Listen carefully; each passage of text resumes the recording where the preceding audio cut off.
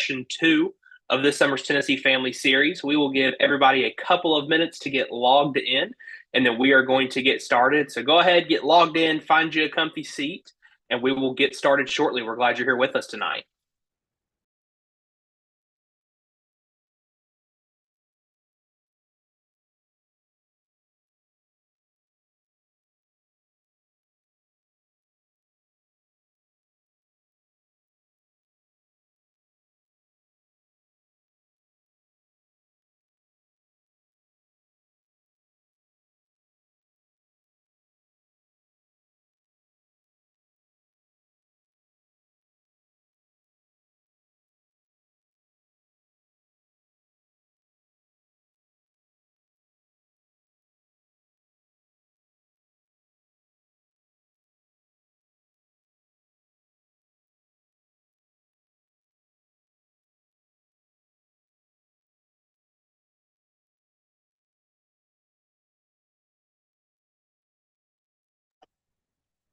So, well, welcome, Vol families. We are so glad that you are here tonight joining us for session 2, all things community and leadership here on Rocky Top.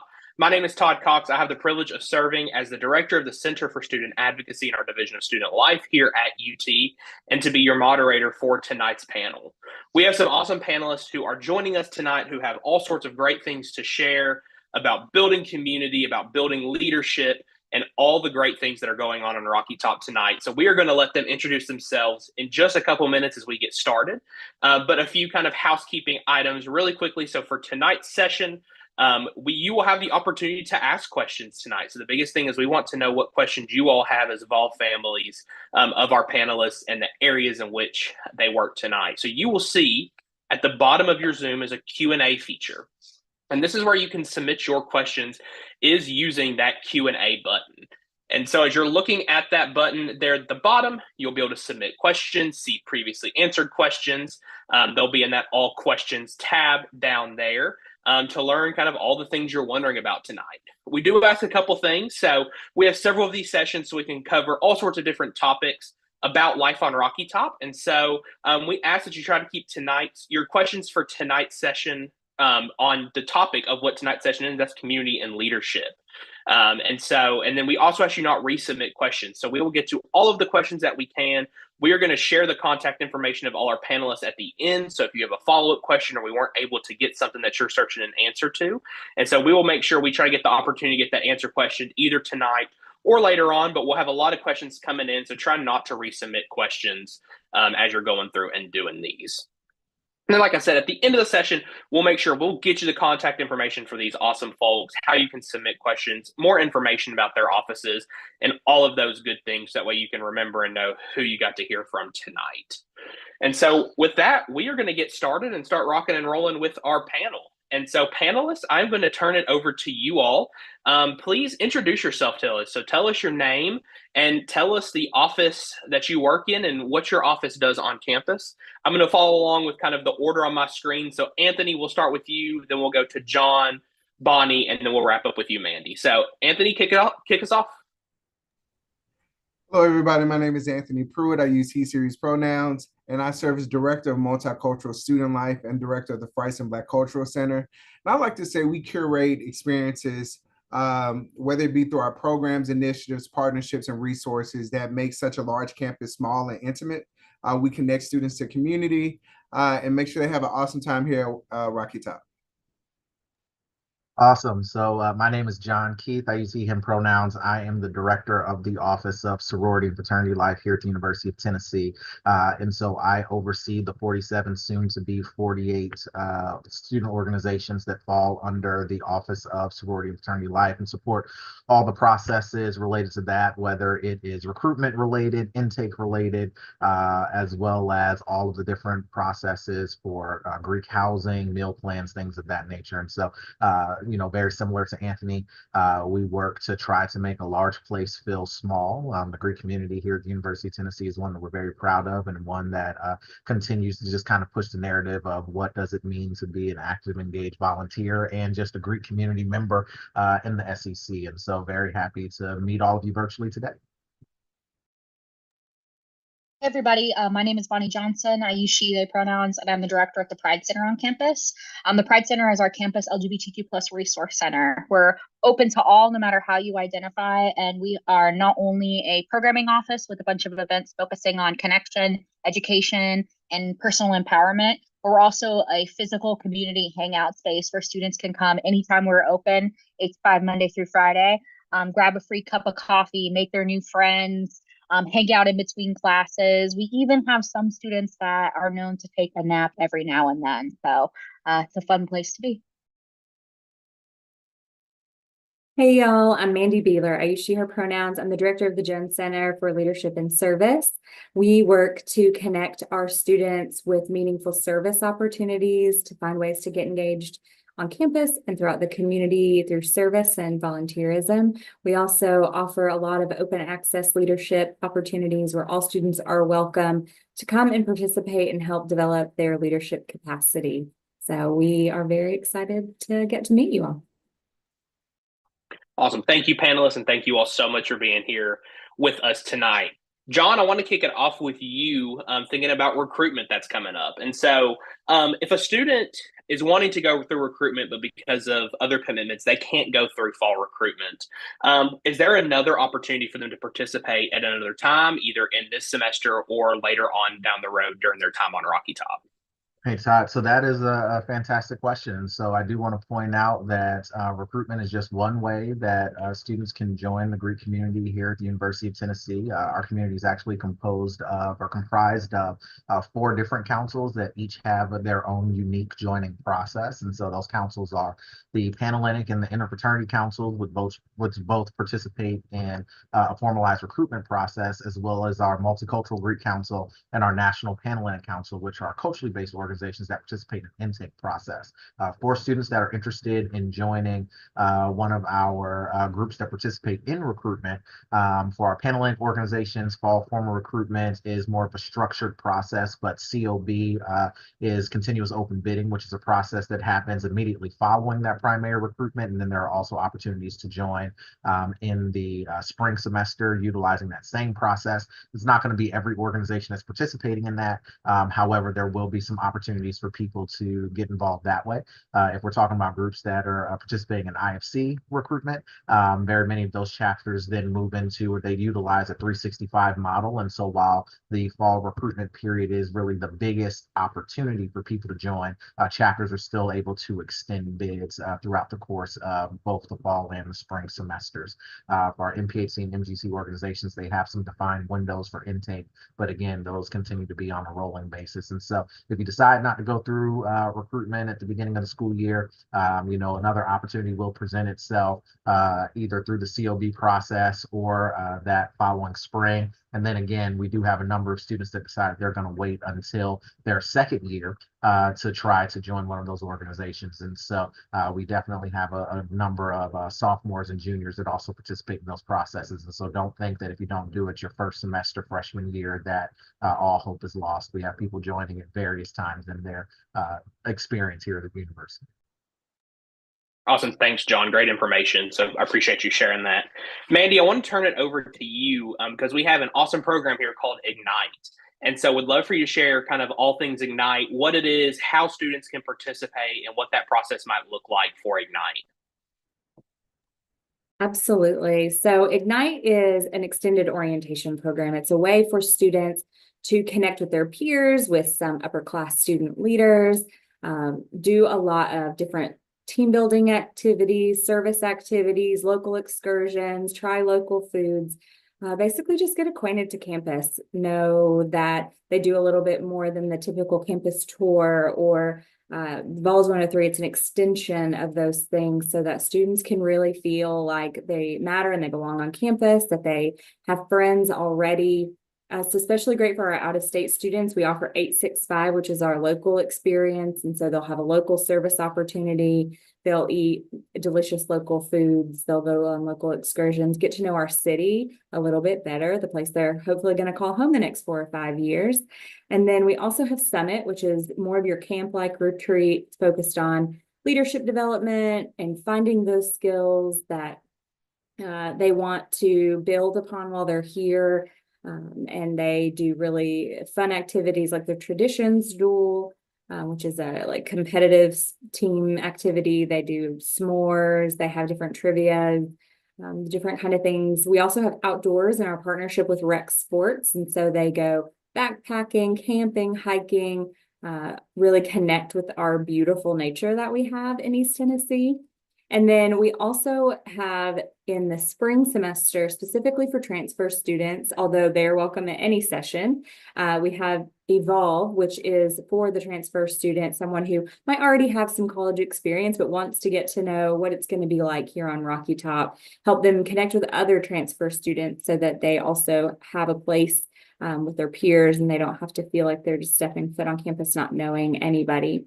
And we also do some specialty activities. So if you have a student who joins First Year Leadership Council with SGA, for example, we have a weekend retreat focused on strengthening their teams, helping them get to know how they want to lead with each other, finding out how college leadership might be a little different than what they're used to. So we try to really connect students in ways that are meaningful to them, that they can take away. And a lot of times students say that they feel much better about their choice because they feel like they are really a part of our campus.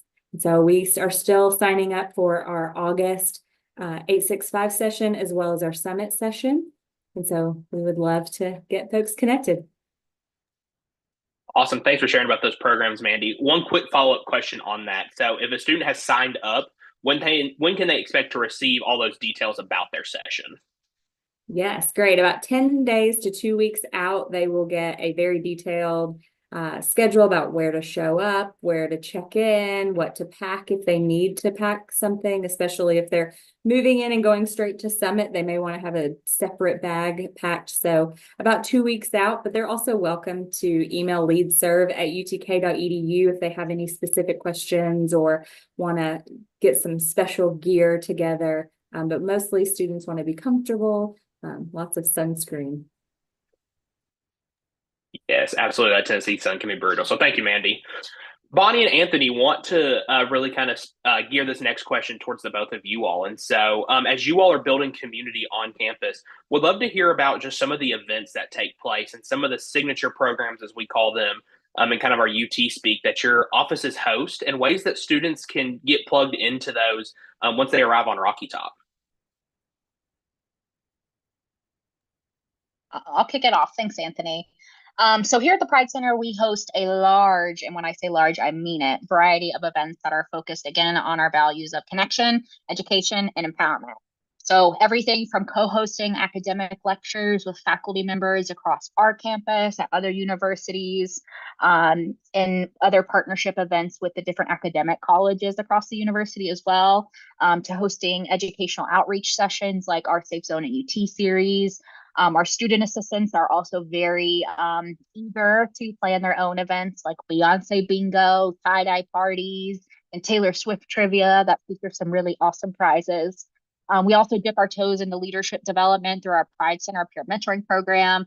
We even partner with some amazing community building events like our Friendsgiving community dinner with our colleagues over in, I guess he's Samayo this way, but over with multicultural student life, as well as our Lavender graduation celebration. So we really have something for everybody, no matter how you identify, as long as you are supportive of diversity at Rocky Top. But I'll pause there and I'll let my colleague Anthony take over.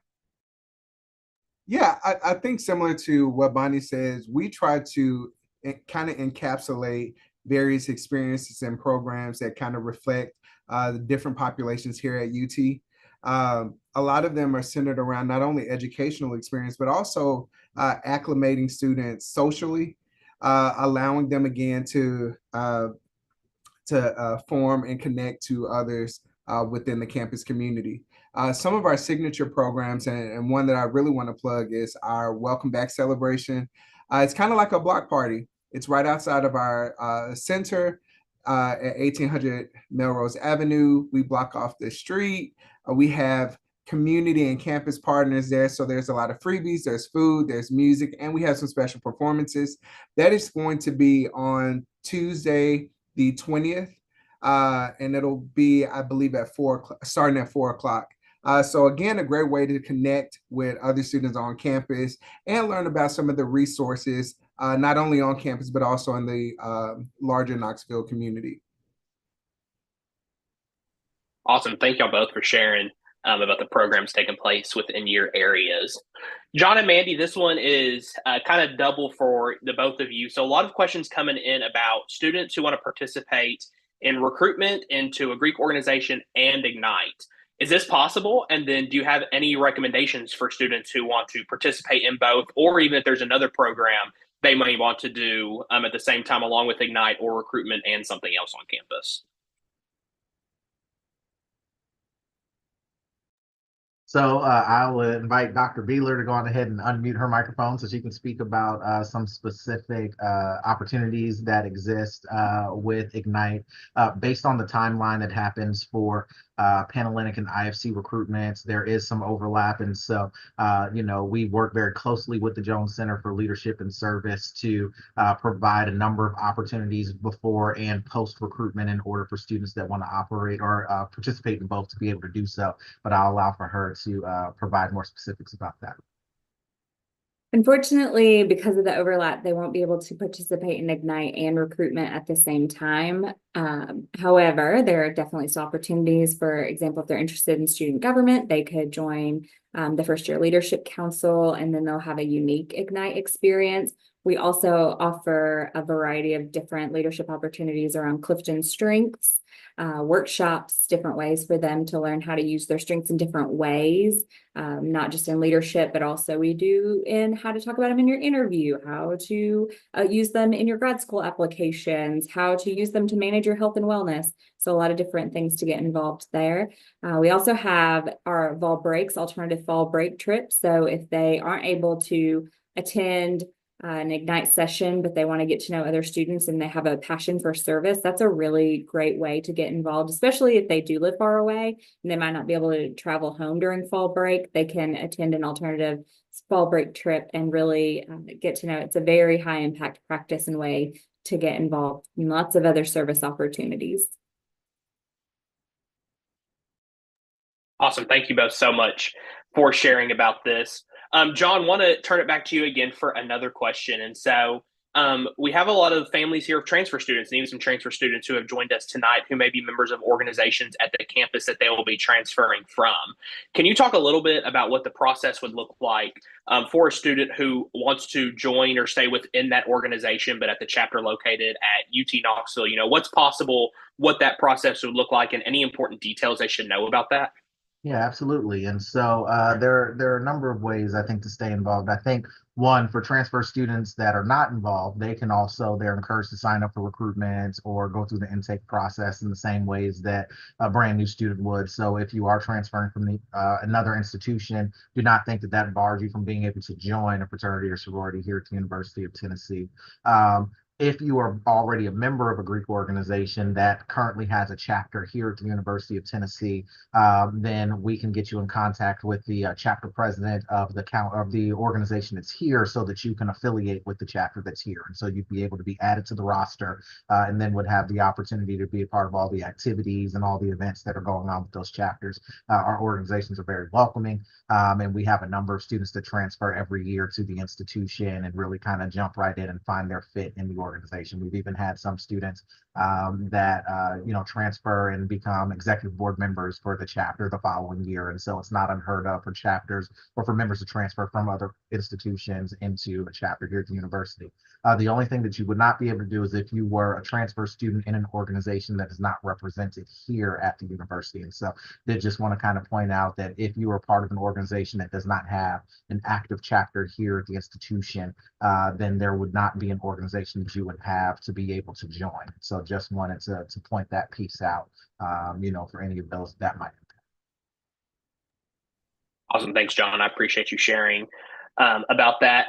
Bonnie, you mentioned the peer mentoring program earlier that takes place at the Pride Center. I would love to hear more about that for you to share just a few more details about what that program looks like. And then if we have students coming into Rocky Top who are interested, how can they go ahead and plug into that once they get to campus in August? Yeah, thanks for that question, Todd. So our peer mentoring program is undergoing a little bit of a facelift right now. So our applications for both mentors and mentees, which are usually open right now, are actually closed, but please look for those in August. One of the big changes that we're implementing is introducing a stipend for a semesterly stipend for our mentors. So maybe thinking of some of our transfer students, this could be a really great opportunity to not only get a little bit of financial aid, to also mentor a younger student. But I'm putting the cart before the horse. So our mentor program partners incoming, transfer, and younger volunteers with, I call them our more seasoned volunteers, in order to help them feel more connected to our LGBTQ plus and allied community, feel more knowledgeable about campus resources, and ultimately transition successfully to college life here at Rocky Top, right? We're a very big campus, and it's really hard sometimes to, especially if you don't make friends early on or find your community, so to speak, it's easy to kind of feel lost. And so our program is really designed to give our students a nice grounding force here at Rocky Top. Our mentees have constant contact with our mentors, and our staff plans outings around Nashville and East Tennessee for our program participants, in addition to leadership development, career readiness, academic tutoring, and study session tips. I mentioned the outings. One of them we do is an annual trip to Dollywood that's on free for our program participants. So, it's an East Tennessee slash for lovers of Dolly, a mecca, if you will. So like I said before, our applications are not open in this moment, but if folks are interested in knowing as soon as they do, I really encourage you to follow us on social media, and you'll be the first to know. Awesome. Thanks, Bonnie. I appreciate you sharing more about that. Anthony, very similar question. I know you all have a mentoring program as well within your area. So can you share some of those similar details about what that mentorship program looks like, how students can get involved, all those good things? Absolutely.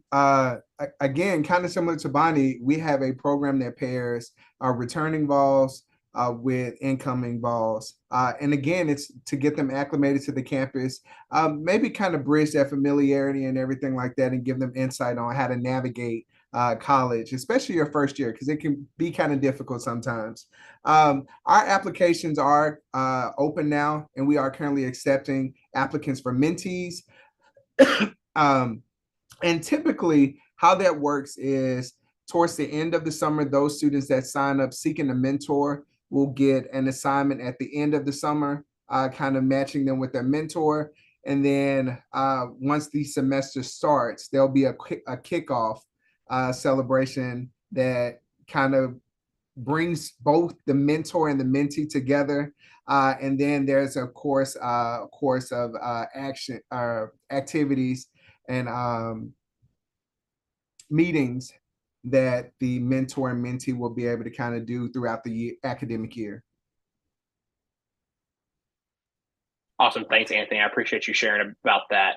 No problem. Mandy, want to turn it over to you and think about volunteering. And we are the volunteers, and so that is a huge part of the student experience here. So can you tell us a little bit about what all that your office provides, opportunities and services around students who want to volunteer on campus, off campus, in their community, back home, all things volunteering at the University of Tennessee, Knoxville? Absolutely. Starting now in the summer before they start at UT, students can start tracking their service on our platform that we call Serve UTK. It is a system that we actually use across all of the Tennessee schools, all the UT system schools. And so students can track opportunities here locally as well as back home. So if you have a student who's heavily involved with a nonprofit in your hometown, whether it be a church program or an animal shelter or assisted living, they can go ahead and track those hours now at Serve UTK. And so they can get ahead of that process. We do offer a whole calendar of different opportunities for students on the Serve UTK platform. So if they have some time free and they want to go serve, they can look on that calendar anytime and see what opportunities are available. We also do monthly Vol serves, which are days of service on usually Friday afternoons or Saturday mornings. We'll provide transportation for students. And so if they don't have a car on campus, this is a really great way for them to go explore different ways to get involved across our community. We have about 1,000 different nonprofits here in Knoxville. So we partner with a wide range of organizations and help students find ways to connect. And if they have a passion for something, we can also help them find that locally. If they aren't able to get back home to something that's really meaningful to them, they can come to us and we'll help them find something that matters to them. In the spring, we'll do 2 weeks for MLK Days of Service at the end of January, beginning of February. We have about 1,000 volunteer spots across those 2 weeks. So that's a really great way for students to get to know different partners. And we are very lucky. The whole campus has this volunteer spirit. And so our sorority and fraternity life organizations are heavily involved in campus activities, serving their community. They do service mixers. They are serving and raising money for their philanthropies. We have our on-campus opportunities as well as off-campus opportunities. So if they want to serve on campus, we have the Big Orange Pantry, the Free Store, the Office of Sustainability, some other activities. Many are within walking distance in downtown Knoxville. And then, of course, if you keep going broader, you'll find more. So lots of ways to get opportunities and get service in a way that matters to them. And that's really what we want, is for students to find a place where they feel like their service is making a difference. We also reward and recognize that service at graduation. So students who track 100 hours or more of service can earn a medallion to be worn at graduation. And so that is a really great way to celebrate and exemplify their service and get really involved. So we highly recommend it. And if they don't have a class that requires it or an organization that requires it, they can still track it. They don't have to, but we do find that a lot of students like to keep the records, especially if they plan to go to grad school. We still get requests from students who are going to med schools asking for their transcripts. It's just really embedded throughout our campus. So they'll definitely be inspired to serve while they're here. Awesome. Thanks, Mandy. And definitely echoing that. I mean, service is such a huge piece here and living into being a volunteer. And we have so many opportunities on campus. So I appreciate you sharing about that. John, I want to turn it back over to you now. And this one is a little bit of a two-parter question. So the first part is, can you talk about how we as a university and your office help students balance going through the recruitment process or the intake process and also beginning this new academic journey and just all of the new things that come with college life, and how, we as a university and your office help find balance in that. And then kind of the second part of that as well is students are balancing their involvements as well as their studies and everything else going on. What does the university do, have protections and support services around things like excessive alcohol use or hazing or other things that could take place within an organization? Yeah, absolutely. So I think there are a couple of things that I think are important to note, particularly about, our organizations is, that each of our organizations really do have a focus on siblinghood, a focus on academic excellence, leadership development, and service, right? And so really there are pillars to our community where, community service, giving back, philanthropy, leadership, and academics is something that is really kind of tantamount to what it means to be a Greek student here at the University of Tennessee. And so, there are not only just resources that our office provides or that the university provides to all incoming students, but there are specific resources that exist within those organizations to help those members be successful.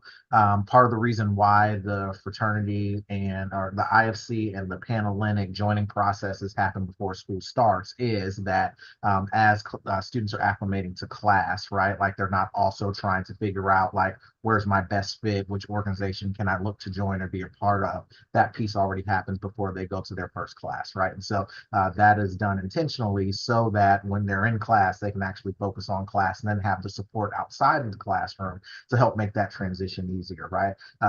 There's nothing, I think, more stressful for an incoming student than to be looking for ways in order to make some meaningful connections while at the same time trying to balance this brand new class load and trying to figure out where's my next class at and trying to get across campus, right? And so the design of having bid day happening before the first day of class means that when I get to that class, right, now I'm going in and I'm seeing a brother, or I'm going in and I'm seeing a sister, and I have some immediate community on day one in ways that don't exist a lot of places. And so that's definitely by design that we have that process set up that way. And in particular, as we think about the joining process, all of our organizations submit new member education plans that cannot conflict with the academic requirements of these different programs that students are enrolled in, because we recognize that they're students first. And so, a lot of the things that they're being asked to do during their new member periods are going to be complementary or supplemental to the things that are happening. And very many organizations also have study groups or study hours and things like that that students are able to complete in order to make sure that they are succeeding academically. In addition to that, those new member education plans actually have a window, right? So there's a limit of how long new member education can last, because we want for students to be able to focus on their academics. And so the goal is to make sure that while they're acclimating to the institution, that they're still being able to matriculate successfully. And as a result of some of those changes, we've seen, I think we're over 15 semesters now where the Greek GPA is higher than the unaffiliated student GPA.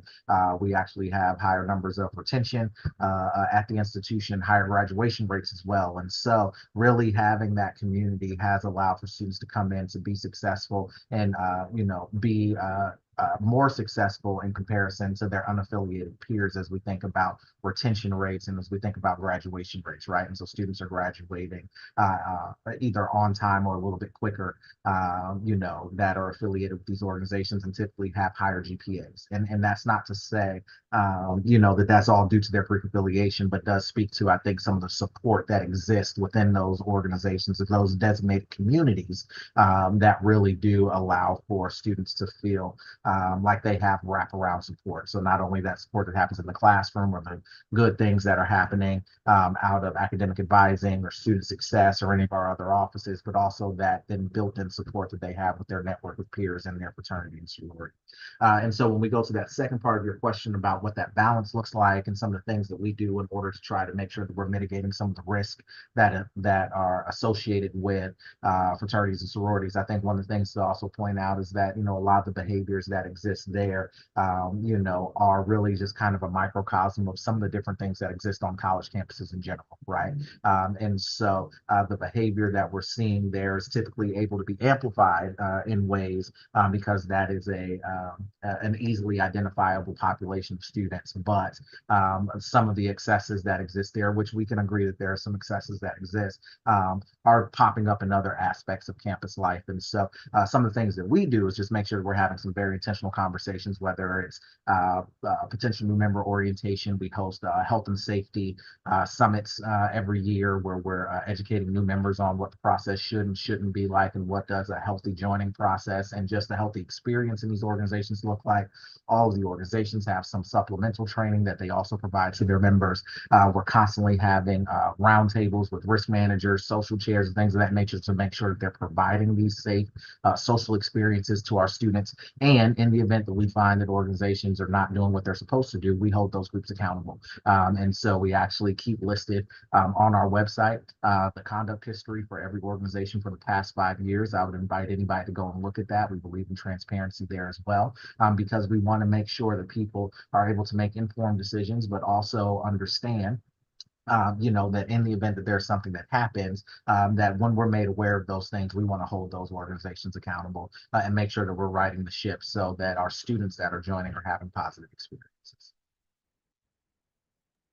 Awesome. Thanks, John. A lot of great information there. So I appreciate you sharing about all that. And what that can look like, not just if they're in Greek life, but all of our organizations and what all takes place in those. So thank you for sharing about that. Bonnie, want to turn it back over to you now. So you all have a really neat space that's centrally located on campus that you all always have something going on in there. So I'd love to hear kind of more about that space and what people can expect when they come into the Pride Center. And, how can people get involved if they're wanting to come in and participate in any of the formal or even the informal things that are taking place within the Pride Center? Thanks for that question, Todd. So, like you mentioned, we have a beautiful space located at the Student Union in Suite 373. It's right down the hall from the Dean of Students and the Family Experience office, actually. My joke is if you enter the Student Union, which it can be a confusing building, I know. If you see Starbucks, you are on the wrong side. You need to go to the other side of the building. That's my biggest thing for most of our offices that are located in the Union. If you're on the Starbucks side, you're on the wrong side, fam. But there's a lot of different ways to get involved in the center. So, the first off is obviously coming and hanging out in our community space. So even if you're a very involved Vol, Maybe you are participating in recruitment. Maybe you are getting really involved with the JCLS. Maybe you're also participating in the MSL mentoring program, right? You can still find, if you have the time, you can still just come and hang out in our space to reheat your meals, grab a free cup of coffee or tea. We have all of the streaming services as well as Spotify available in our main room. So you can catch up on your favorite shows with your besties. You can even come and study. You can also um, find some career help as well, thinking about the parents in the room who may be funding their kids' educations.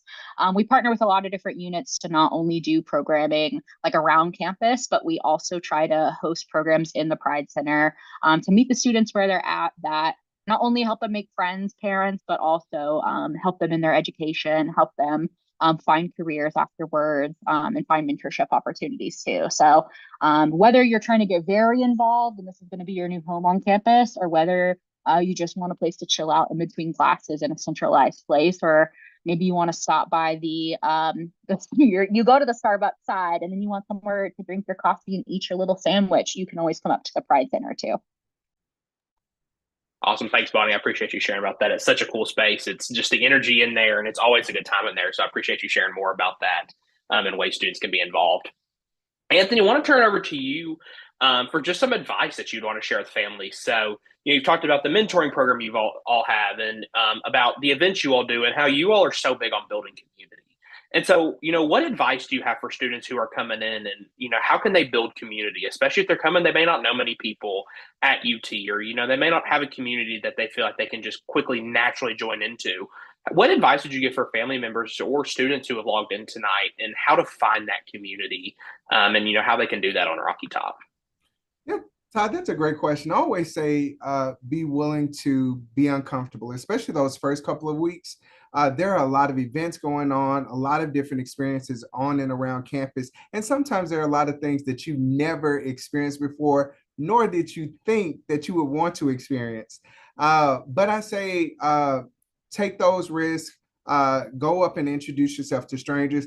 The great part about the first few weeks of college is you're going to have a lot of other people walking around that are just as confused, that are just still trying to figure it out and trying to learn how to navigate these first couple of weeks and what college looks like. So I definitely say step outside the box and get uncomfortable first. I secondly would say go to places like the Pride Center, stop by OSFL, JCLS, see the Center for Student Engagement, come by the Multicultural Student Life Office, and come into these spaces. We have a lot of events lined up. We have staff or team members that are there to help you, to help connect you to resources, to help connect you to programs, and to make sure that these first few weeks, and not only your first few weeks, but the rest of your collegiate career is one that has you and keeps you engaged. So that's where I would say start off. If you ever get lost, or you're like overwhelmed, or you feel like, because there's sometimes some moments where you will have those moments. Stop by the Dean of Students office, or come by any of our offices, and we'll make sure that we connect you to the right places or people that you need to be connected to. Awesome. Thanks, Anthony. Great advice. I appreciate you sharing that. Manny, want to turn it back over to thinking about service. And so, we have tons of service opportunities, volunteer opportunities. You talked all about Serve UTK, but what do we have for students who, they have this really specific service opportunity they're looking for, this kind of idea or a project they're really wanting to do as they're building out their volunteerism? How would you recommend, or, what resources do y'all offer through your office for these students who are saying, hey, I really want to see this come to life, this volunteer opportunity, this new organization? What advice would you give, or kind of how can they plug in with the JCLS and kind of seeing this come to life? So one of our definitions of service that we focus on as a campus is that it meets a need beyond our campus community, and there's mutual reciprocity with our community partner. And so we really want to work with our partners who are working actively in these communities that might have a need, to make sure that we're addressing the needs of that community. A lot of time universities will go into communities and say, well, I want to do this, so we're going to do the service for you, but it doesn't really benefit that community. It really is something that makes the university feel good, or the people that are doing it. So we don't actively encourage self-directed projects where a student might say, I want to go do XYZ. But if you come and you say, I'm really interested in animal welfare, or I have a passion for working with elderly populations, or food insecurity is something I'd really like to address, we have so many partners that we can connect you with to help you find your way, to help find the ways to get involved. And if at the end of the day, we cannot help you find a place that already fits the mission of your heart, then we will do our best to help you find a path to getting that created. Depends on that, but I would say there are very, very few interests that come our way that we don't have 5 to 10 organizations that could really use someone who's passionate about that particular social issue. So we highly encourage that. I also just want to add to this question that I saw in the chat about is service required for graduation? The answer is no, not as a university. Although there are many programs that do require service, and if there is that requirement, the program will usually communicate that to the students in that program.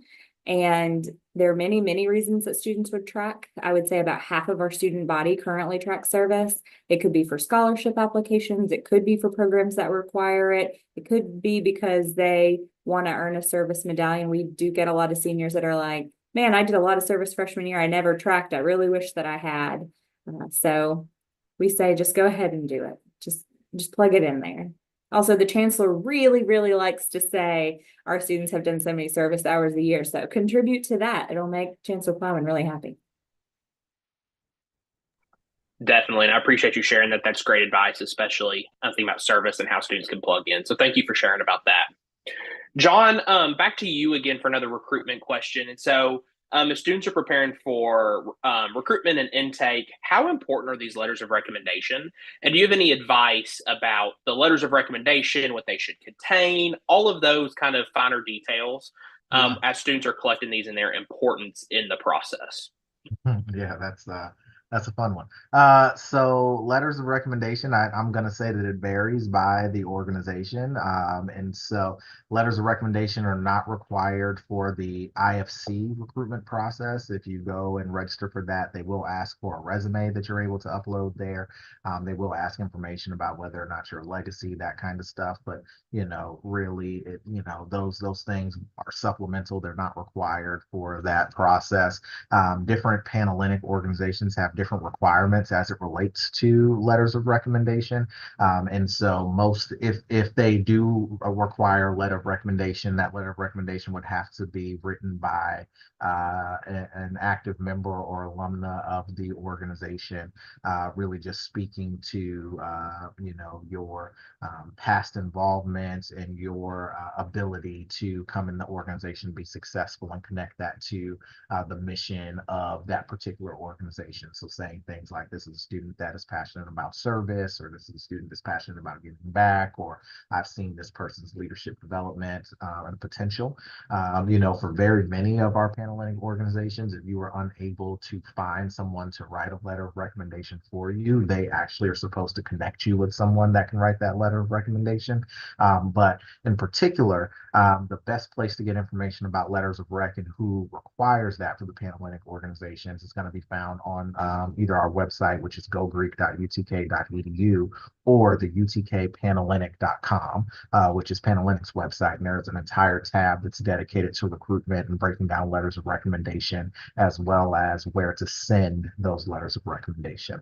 Once we start talking about some of our culturally based organizations, there are sponsorship letters or letters of rec that are required. But if you were selected to move through those processes, then those active members in the chapter will be the ones that are writing sponsorship letters for you. And so that looks a little bit different than the letters of recommendation for the formal recruitment process for Panhellenic. Again, I think the most in-depth, explanation of that you'll be able to find at utkpanhellenic.com.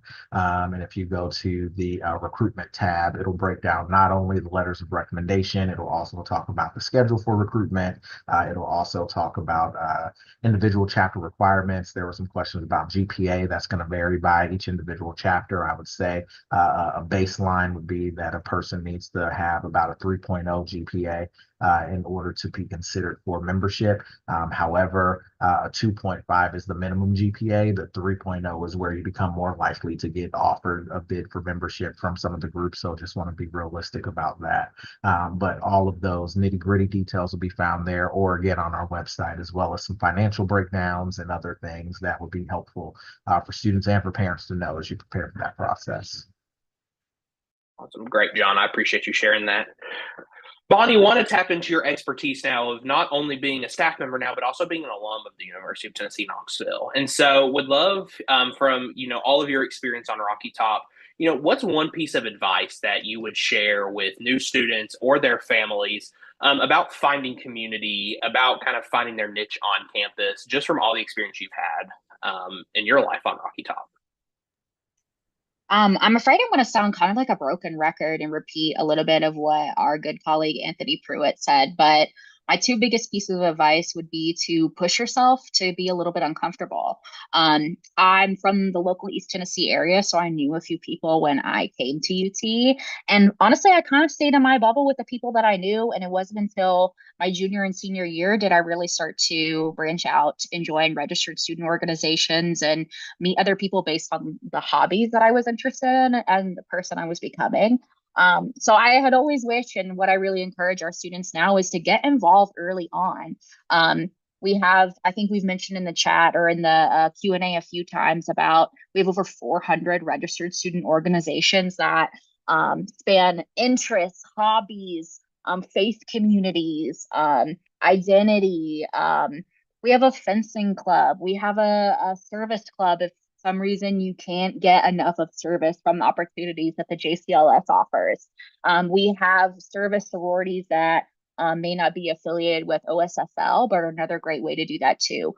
There is basically, you are not alone. If you are interested in literally anything under the sun, I know there's at least 3 other Vols who are also interested in that, and they've probably already started a student organization about it. So be uncomfortable. I think especially the first few weeks can sometimes be really lonely, and there's a lot going on. And when there's a lot going on, it's also really easy to, again, feel kind of like you're just lost in the crowd, right? So try to form those connections, talk to strangers. I know that can be scary. I'm an anxious person too. But I think the more that you can put yourself out there, whether it's going through recruitment, really getting to know the people in your Ignite cohort, going to the FBCC in your first week of classes, coming to the Pride Center, whatever your interest is, whether it's with folks here or not, there's a spot for you here. You just have to kind of find it. Again, being at a big campus, we try to make things as easy as possible by having these info sessions, but your student really has to take the initiative on their own. Parents, it's not something that you can do for them, unfortunately. So encourage them, be social, go do it. They got this. You've prepared them for 18 plus years of success, and now it's their time to shine. Great advice, Bonnie. Thank you so much for sharing that. I think that's great for both students and for families to hear as they're getting ready for Rocky Top. So panelists, we are coming to the end of our session tonight. So I want to wrap up with one final question for everybody, and we'll go in the same order that we went at the beginning of our session. But the last closing question is, tell us, if you have any closing advice or any closing information you want to share with our families. We'd love for you to do that now. And then also, what is the best way for students or families to get in contact with your office if they have questions, or you kind of sparked an idea or something they're interested in tonight during our session? So Anthony, we'll let you kick it off. Yeah, thanks, Todd. I want to say, y'all, I think I mentioned it earlier in the chat that for us, we want you to enter into multicultural student life for the Friesen Black Cultural Center, and it feel like a warm hug. It's a place that you find comfort, a place that you find support, a place where you can kind of chill, relax, and whatever the case may be. So we have a beautiful space that's just been renovated. We have lounge areas for students to kind of come in between classes. We always have food and snacks. Great place to come and eat or meet other individuals. We also host space for tutoring with academic success. We have an interfaith space. So if you want to come and pray in between or just kind of gather yourself. And then we have a multi-purpose room. We have an amazing and dynamic team. I want to remind some additional resources that we have before I pass it off to my colleagues. We also do a transfer student support group for some of those transfer students that are just kind of looking for ways to connect.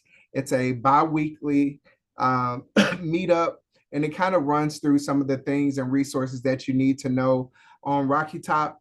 We also have a Frights and Art series for first-time artists. So if you like to paint and everything, we support 15 student organizations, and we have a Global Citizens program, which is a broad-based experience along with our mentorship program.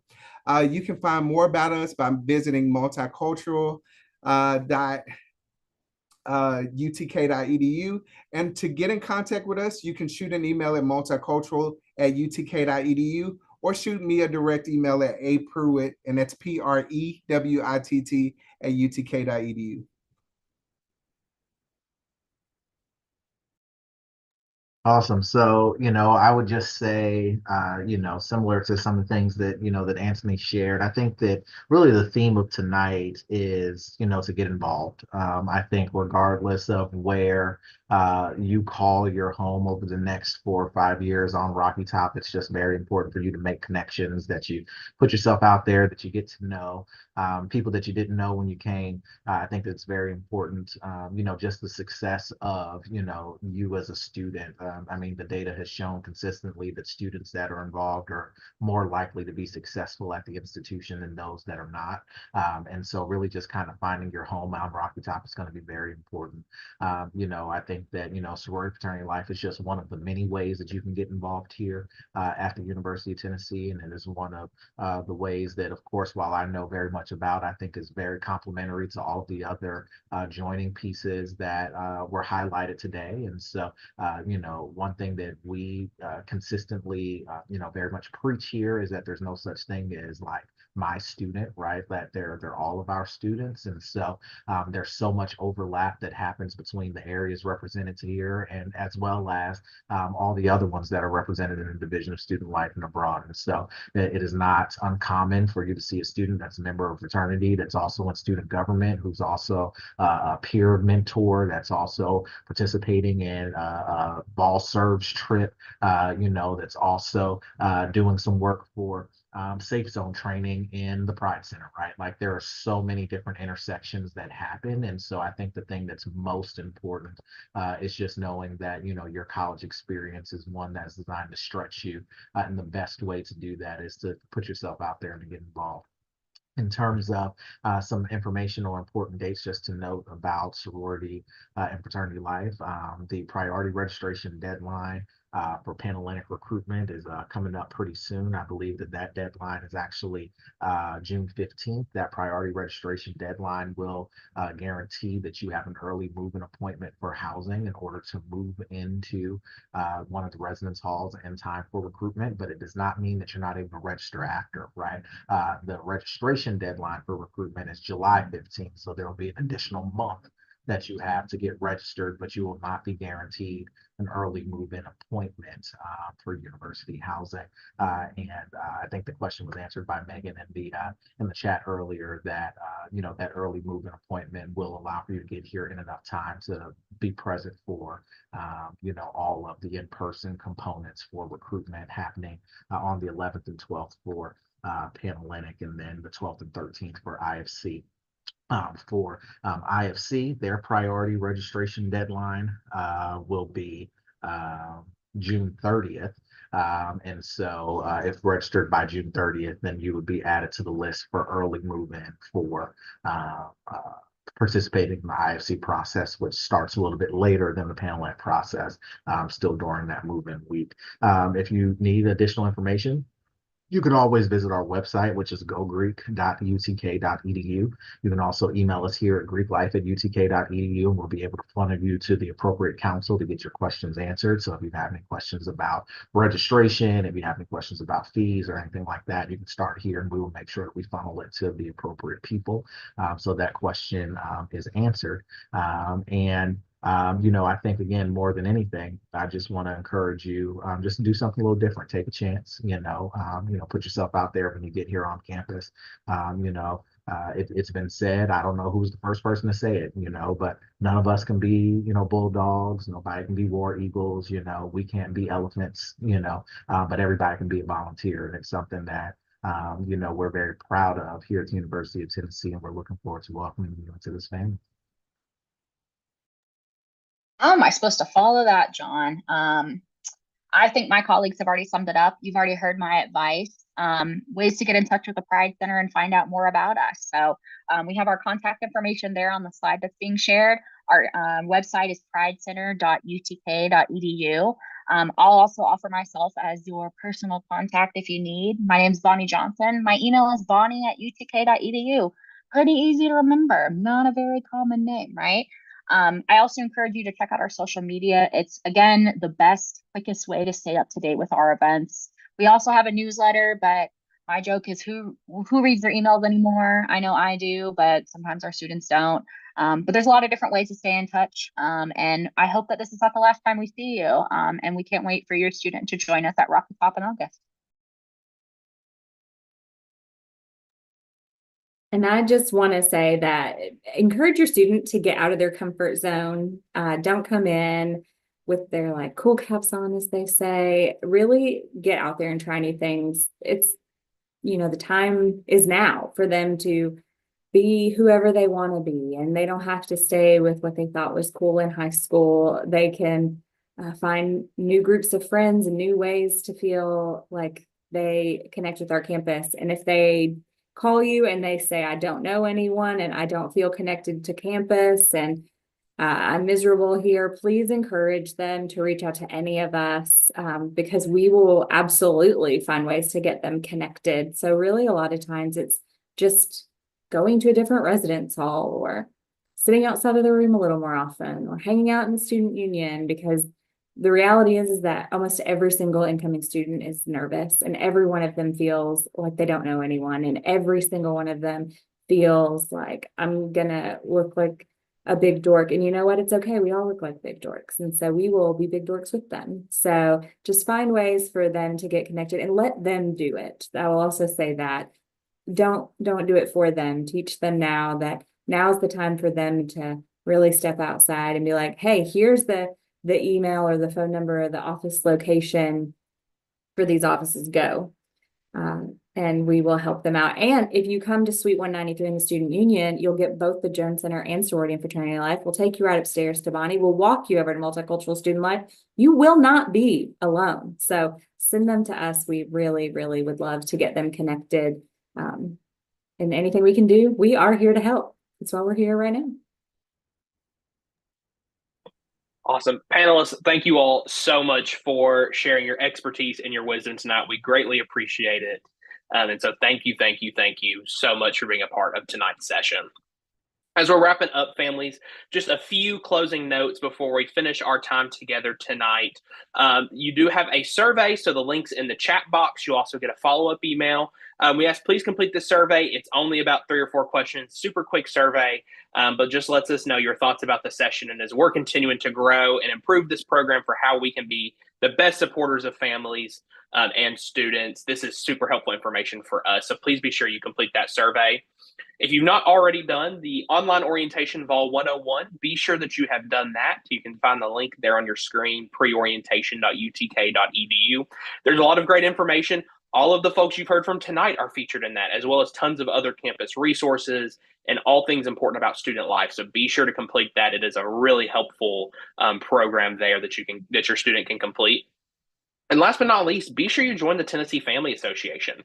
Several of you here with us tonight probably got an email today about registering for that. So be sure it's a very quick registration process, but be sure you join that. That is a super important and great resource here on campus.